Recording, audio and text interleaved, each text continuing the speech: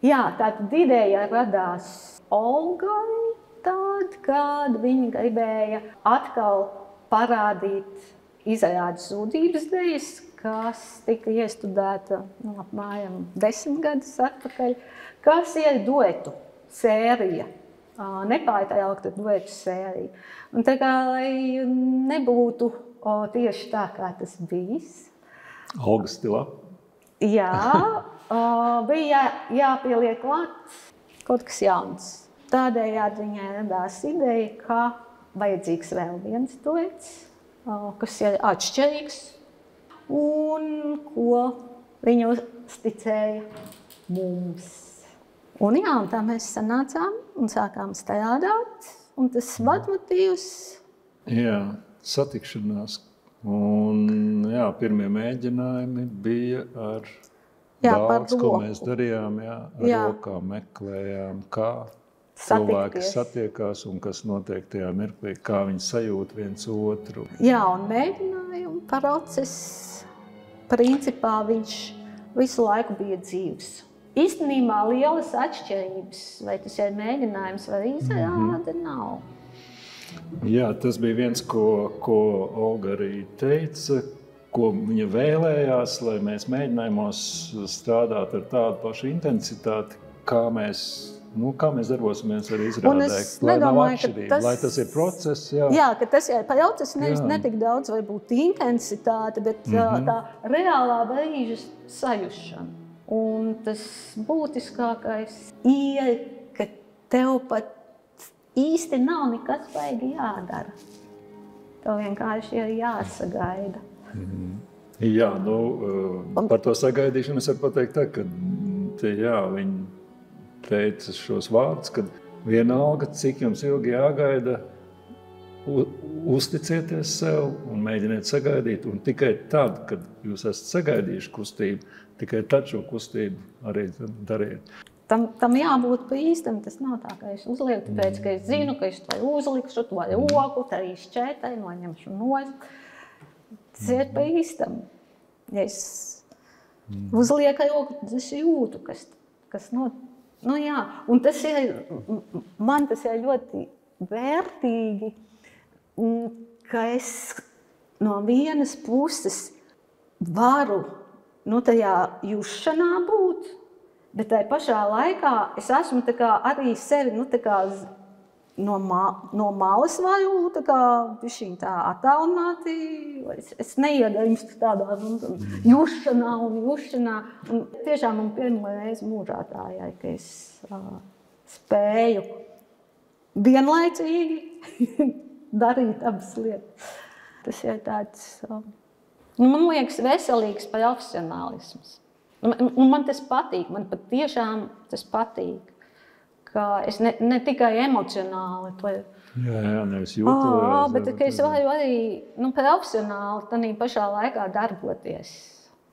Jā, jo šajās, tad, kad izteiksmes līdzekļi ir tik ļoti minimalistiski, tad arvien svarīgākas kļūst pārējās detaļas, kā piemēram ritms, ritma maiņa, tādas lietas, kurām jānotiek kaut kādā mirklī, kad tā ir analīze. Paralēli, tu dari un tu izdari un tu analizē. Tā kā neapzināti. Principā, tur jau to nedari speciāli, bet gan ķermeņa sajūtas, līdzsvari. Tas viss ir, tas ir kaut kādas tādas iemaņas. Mēģinājuma process bijis ļoti, ļoti dažāds. Un arī mēs kaut kad gan ar izrādi kopā ceļojam, gan ar citiem projektiem. Un tad ir tā, ka mēs esam šo izrādi mēģinājuši arī uz salas, ārpus tālu aiz polārā loka ziemeļos.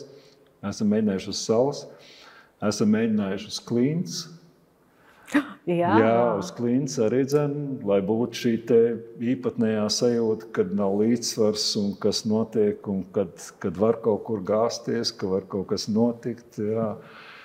Tā panorāma vienā vietā, kur mēs tās Klints bija, tad tur tur priekšā ir fjords, tur priekšā bija bezgalība, ja, tur bija zelta smiltis, ja, jo pirms izrādes, tad, protams, kad izlaid caur sevi tās lietas, kas ir piedzīvotas, ja, un tad arī tās atmiņas vairāk arī kaut ko jā, un viņas ir ķermenī iekšā, jā. Viņas jau nav galvā, viņas jau ir ķermenī.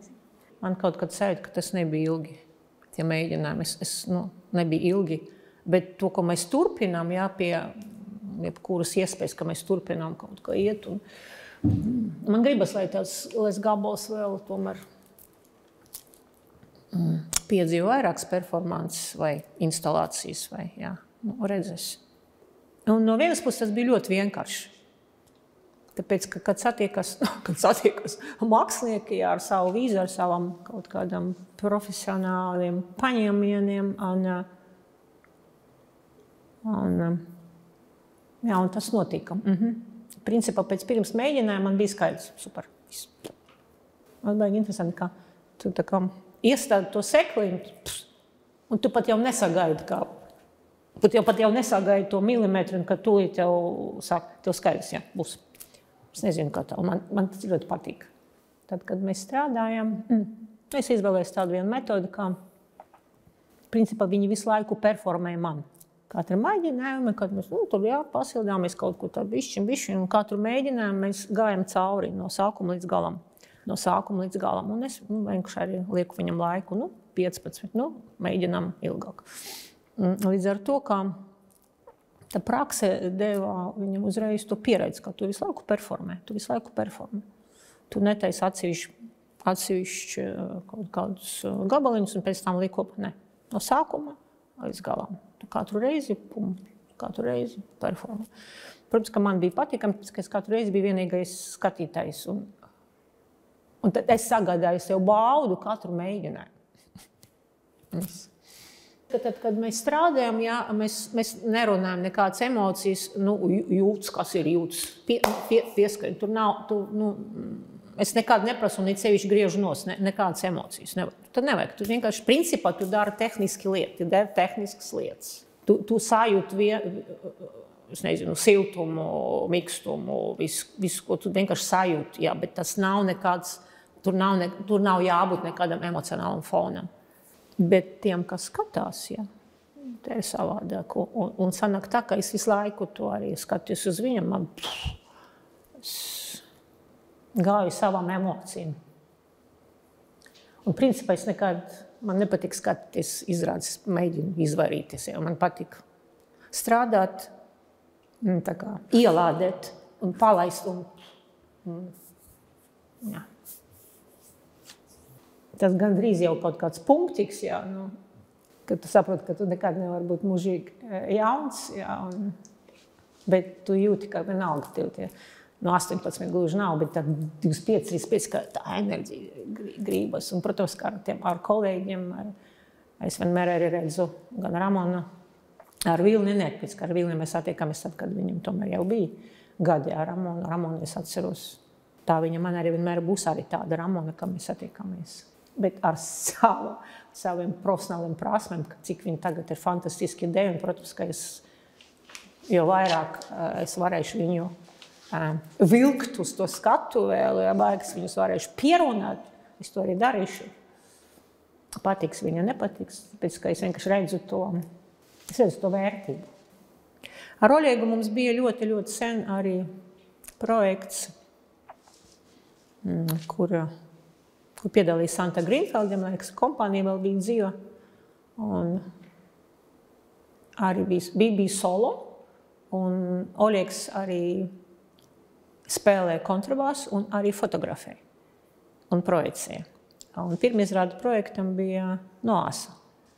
Apakšstāvā ļoti maza telpa, kā izrāda bija ļoti intīma, kur Santa Grīnfeldē fantastisks, ļoti īpaši dejotāja, nenormāli gudra sieviete un psiholoģi, dakteri. Jā. Ka viņa runāja visu laiku, to pusstundu viņa runā ļoti spēcīgu zinātnisku tekstu un kustējās. Jā. Un Oļegs fotografēja un arī bija konkrēti uzreiz projekcija. Un kaut kas, tā ideja atnāca atpakaļ. Un, protams, kā šeit Digital Art House, kā viņu ļoti daudz iespējas. Un tad, kad viņi izremontēja šo telpu, man uzreiz bija tā, mēs taču varam ar Oļegu. Jā, un bija ļoti vienkārši, mēs attiekāmies, un viņš uzreiz piekrīt, pēc ka viņam, viņš ir fantastisks fotogrāfs, un viņš redz kustību, un protams, ka viņš redz to pa savām. Bet šodien bija īpaši, iepriekšēji mēģinājumi, tāpēc, ka tur arī ir ļoti svarīgi tāds darbs, ko izdarīja Juris Vilde, kādā laikā, kad viņš, cik ātri viņš projicē un arī uz kura ekrāna. Un tas man šodien ļoti labi nostrādāja. Un, protams, kā Oļega redzējums, kā viņš redz šo konkrētu duetu.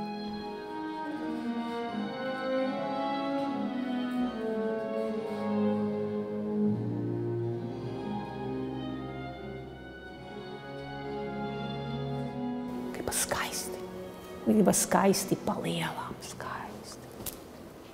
Un nebaidīties vienkārši skaisti. Lai nevajag neko skaidrot. Vienkārši skaisti. Un viņi abi divi ir ļoti skaisti. Un gribas vairāk ar viņu. Gribas vēl citas lietas. Un pa māsu.